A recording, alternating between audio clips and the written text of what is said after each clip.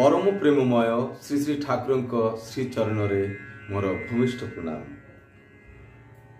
प्रत्येक दादा और माँ मानक मोर आंतरिक आनंदित जय। आशा करे समस्ते भलरे अछंती एवं मु भगवान को निकट रे परम पिता श्री चरण में समस्त भल मंगल प्रार्थना करे। आज मु जो विषय रे आलोचना करने जाऊँगी से विषयटी होची मनुष्य जीवन रे ग्रह दोष महा महा विपद आपद कहीं आसे एवं एथिरु किपरि भाबरे आम्भे माने एहाको आमे किपरि नियंत्रण करि परबो एवं एथिरु किपरि मुक्ति पाई परबो। आउ आजिर टॉपिक होची दीक्षा नेले बा इष्ट ग्रहण कले ग्रह दोष आपद विपद मुक्ति पाइबे, यही सब गुड़ी को नियंत्रण करिवे। यही जो टॉपिक टी आज आमे चिंता कर देखिबा जे आंब मानकर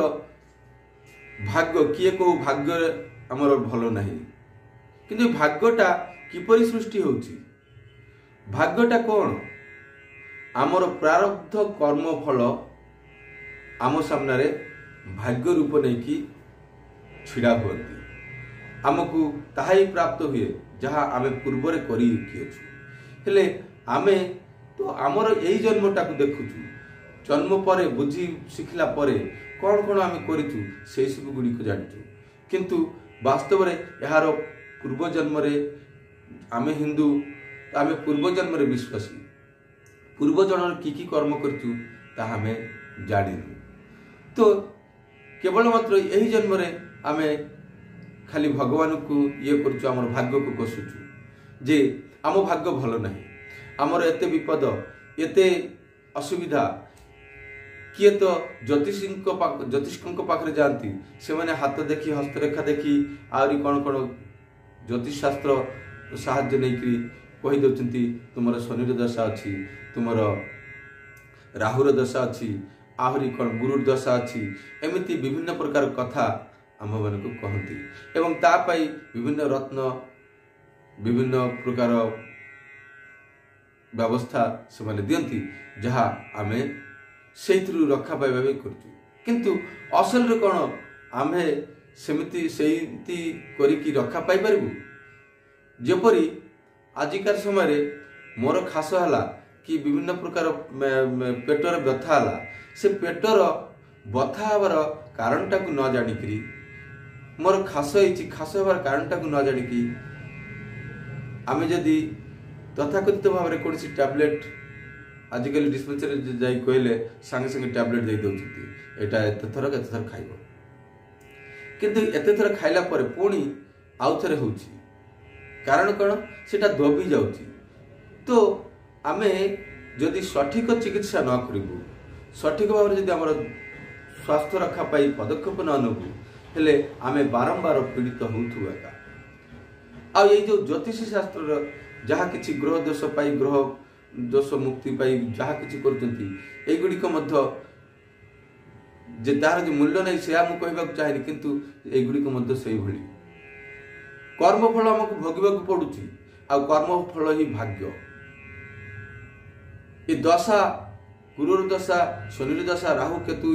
इत्यादि इत्यादि जो दशा गुड़िक आम जीवन में प्रभाव पकाउची एगुड़िक किपरि भाव मुक्ति पाई परिबु से विषय आज आमे टिके आलोचना करिबा। आलोचनाटी होची एमती जे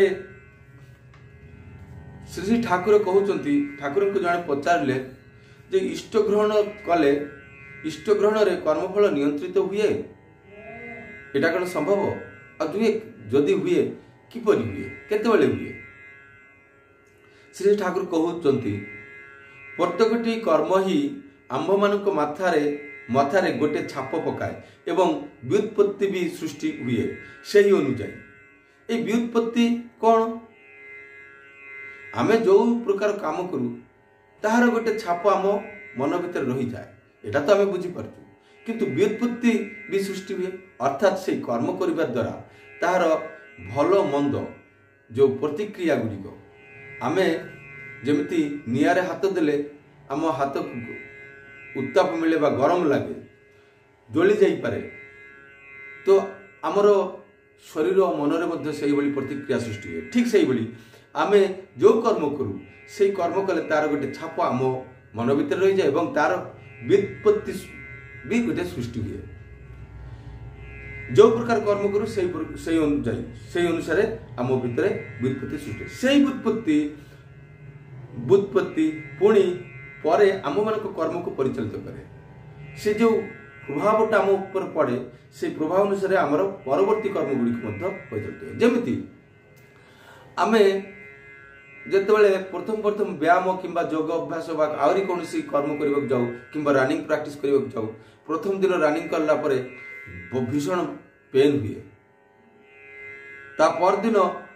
फास्ट दिन कला परे परदिन आ उठिबार शक्ति रहेनी चलिबार शक्ति रहेनी एमिति मध्य हो जाए। तो यही जो चलिबार शक्ति बा कष्ट बा पेन एगुड़िक है कौन व्युत्पत्ति मनर भाव को मध्य परिवर्तन कर दिए। कहीं हुए तो भावे नाई एते कष्ट करवा कौन से आवश्यकता नहीं कहीं आउ थे कर हुए तो किए कहले नाई आज पेन है काली करे टिके कमिजिव एमती केते दिन कला पर कमिजिव जदि आमे ताकू तो जहाँ भी आम करूँ तार गोटे प्रभाव व्युत्पत्ति आम भीतर सृष्टि होची से व्युत्पत्ति पुणी कौन करे परवर्ती काम को परिचालित करे। तो ठीक से ही सद्गुरु ग्रहण करने परे से व्युत्पत्ति मध्य जदि यही परिवर्तन सृष्टि हुए जो आम मानकर प्रवृत्ति मुखरता इष्ट स्वार्थ प्रतिष्ठा दिगरे परिचालित हुए ताहेले ही कर्मफल किछिटा निरसन होउछि बोली बुझा जीवो। हेले ई कथाटा कोन आमे मन जेमिति आमे कोनसी कर्म करू तार व्युत्पत्ति आम मन भीतर रही जाए ठीक से ही जदि आम गुरु ग्रहण कलु सेटा मत कर्म सद्गुरु ग्रहण करबा परे जहाँ जहाँ से कहले ताहार प्रभाव ताहार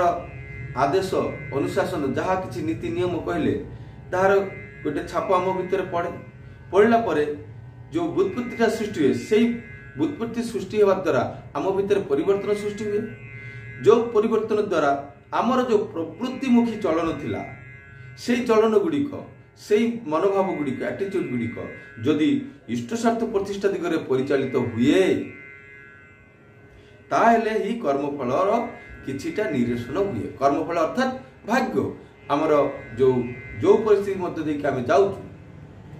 गृह दोष बाधा विपत्ति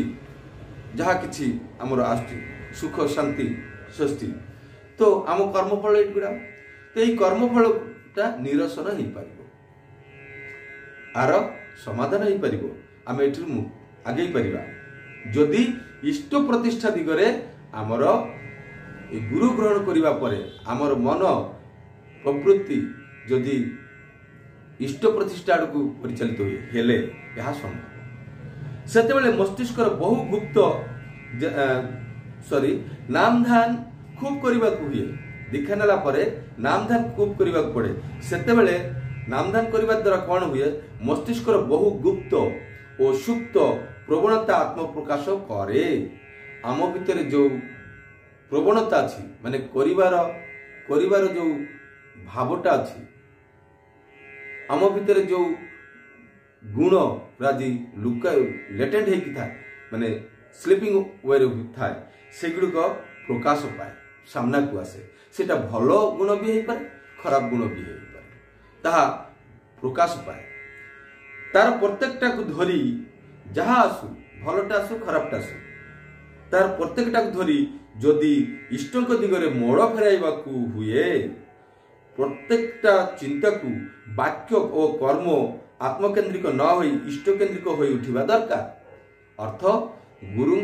दीक्षा नहीं सद्गुरु को दीक्षा नहीं सहित आटाच होगी भल पाई खुशी करने सेवा पाई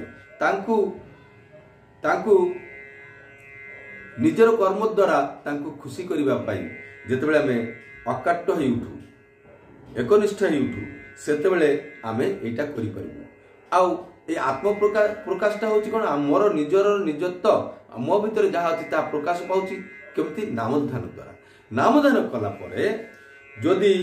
जो चिंता वाक्य कर्म जहाँ किसी भी आसुची ताकि आत्मकेन्द्रिक न करिकी इष्ट केन्द्रिक करिबु अर्थात गुरु केन्द्रिक करिबु हेले ही आमर चलिबार गतिटा धीरे धीरे बदली जीव आउ सेही कर्म रे जेमती कोनोसी बाधा विपत्ति हम कटकई न पारंती।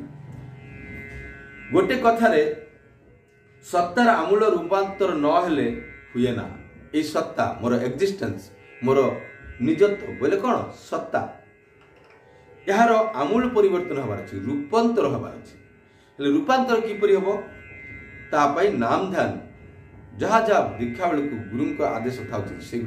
ठीक ठीक भाव में करि चलिबार अछि। सेथिरे कोनोसी प्रकार कंप्रोमाइज करि हेबोनी। गुरुंकर आदेश निर्देश अनुशासन रे कोनोसी प्रकार व्याहत कोनोसी व्याघात सृष्टि हो पारिबनी। जहाँ भी बाधा आसो ताको आमे ओवरकम करि जिबार अछि अतिक्रम करि जिबार अछि। जे जीवनटा एते दिन बुलुथुला मु मोर कही ता आवर्तित हेबा दरकार इष्ट सर्वस्व होई इष्टं को सब किछि भाबिकी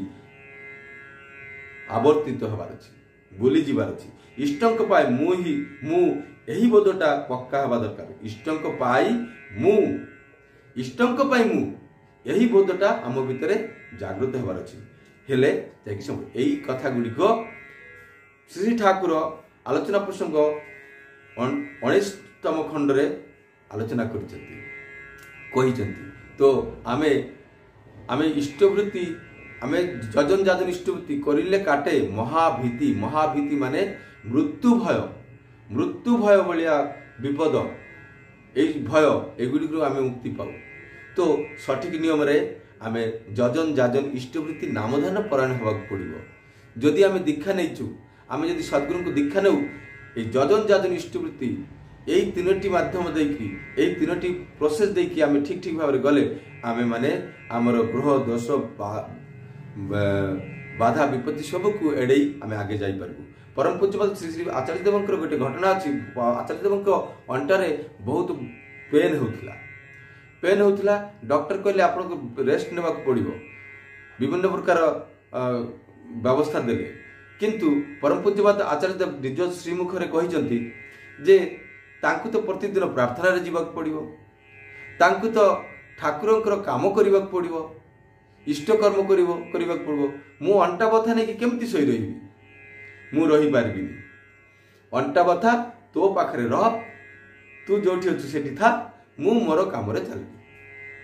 तो ठीक जेमती कोनोसी व्यक्ति यदि आपन घरे आसंती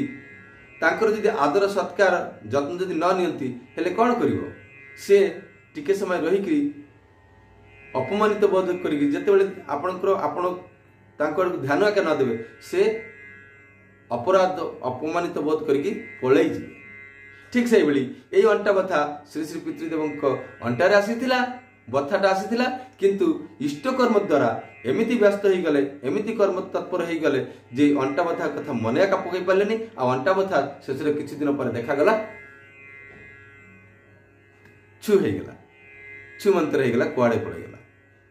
तो ए गुडी को होची आचार्य देव को संग करिवा दरकार कले ही आउ